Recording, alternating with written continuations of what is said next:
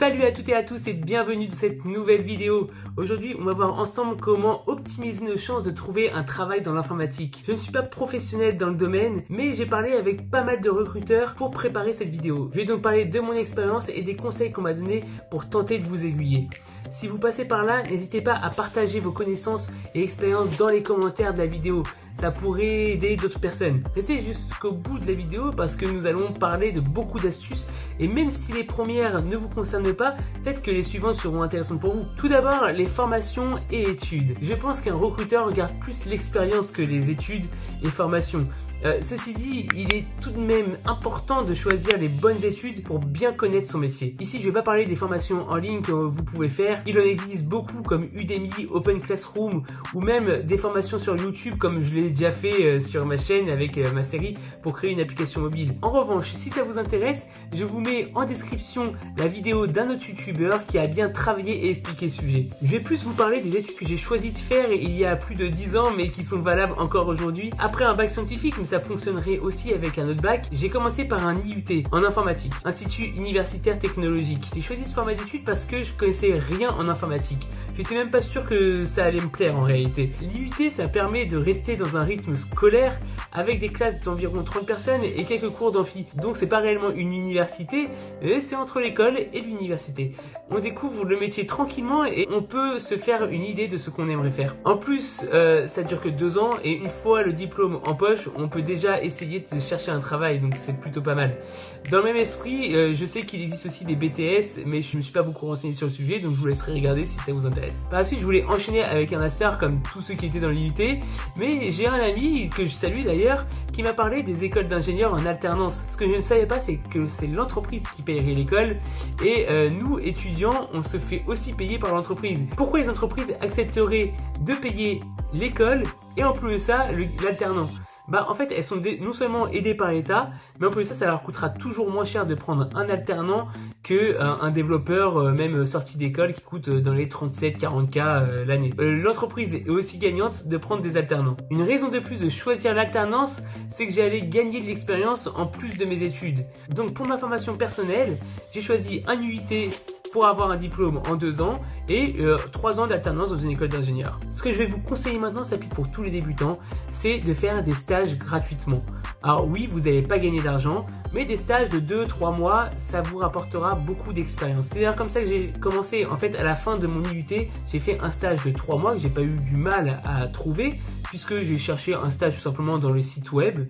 Donc c'était à la mode à l'époque, et ça l'est toujours. Il y a beaucoup d'entreprises qui font des sites web. C'était d'ailleurs une entreprise qui faisait des sites web e-commerce, qui prenait beaucoup de stagiaires. Ça leur coûtait rien du tout, puisque ils les payaient pas, ou ils leur donnaient un petit cachet de 100 € pour 3 mois. Mais par contre, nous, en tant que stagiaires, on gagnait énormément d'expérience. Donc ça vaut le coup. Une fois que vous avez terminé votre stage, vous allez mettre ça sur votre CV et vous allez avoir 3 mois d'expérience. Donc c'est beaucoup plus simple par la suite de trouver une entreprise. Par exemple, moi j'ai fait ça pour la fin de mon IUT, donc 3 mois. Et pour trouver mon entreprise dans l'alternance, je pouvais appuyer sur ce stage. Du coup, j'ai cherché beaucoup d'entreprises. J'ai cherché vraiment partout sur internet. J'ai envoyé des milliers et des milliers de CV. Peu importe, je m'en fichais des lettres de motivation sur les entreprises qui m'intéressaient le plus.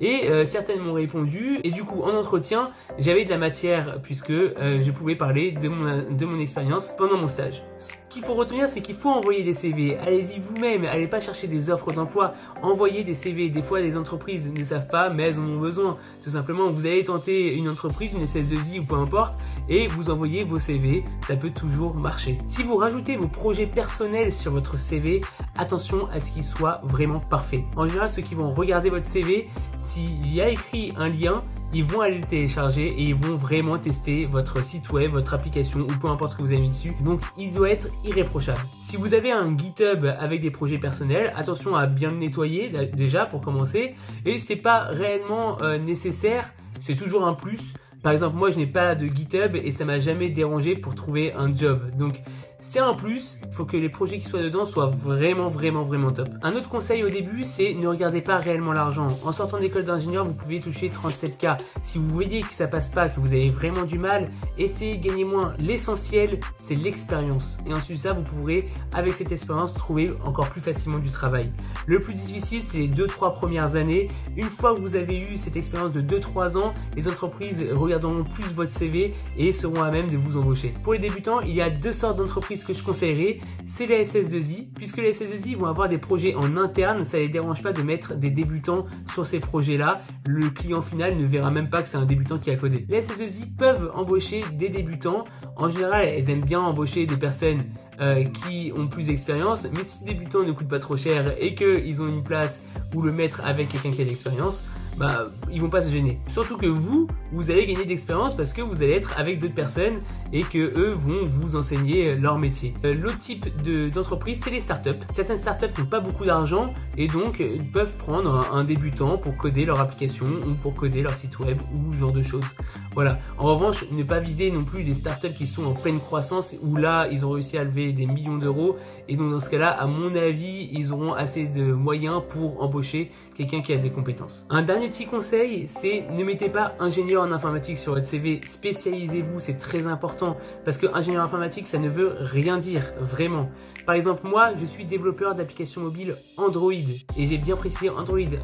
Développeur d'applications mobiles tout court ne veut rien dire aussi. Il y a beaucoup de développeurs d'applications mobiles, iOS, Android, Windows Phone, même si bon c'est pas grave, on les aime quand même. On a des applications mobiles natives, on a des applications mobiles hybrides, donc il y a plusieurs types d'applications mobiles. On peut pas être spécialisé dans tout alors qu'on a que 2 ans d'expérience, c'est pas possible. Regardez ce que vous aimez le plus, par exemple si c'est créer des sites web, et ben ok, je crée des sites web, mettez les technologies que vous maîtrisez ou que vous pensez bien connaître dans votre CV. Ceux que vous connaissez pas, ne les mettez pas. Plus vous ciblez votre CV, plus il sera réaliste, plus vous allez avoir de chances de trouver un travail. En reparlant du CV, il doit être vraiment bien détaillé. Pour moi, c'est très important. Je préfère avoir un CV commercial plutôt qu'un CV où il y a 3 lignes où on dit juste les technologies qu'on aime bien et c'est tout. Dans mon CV, par exemple, j'ai mis les expériences de chaque projet avec un petit résumé du projet, si je peux le télécharger, et où le trouver et les outils et technologies que j'ai utilisés dans ce projet-là. Voilà, il y a pas mal de choses dans cette vidéo. J'espère qu'elle vous a plu et qu'elle va vous aider. N'hésitez pas à mettre un pouce bleu si vous avez bien aimé ce format de vidéo. Abonnez-vous et activez la cloche, je vais pouvoir ressortir encore plein d'autres vidéos de ce style et d'autres styles bien entendu. N'hésitez pas à partager vos expériences en commentaire, ça peut vraiment aider beaucoup de monde. Allez, je vous dis à très vite. Ciao ciao.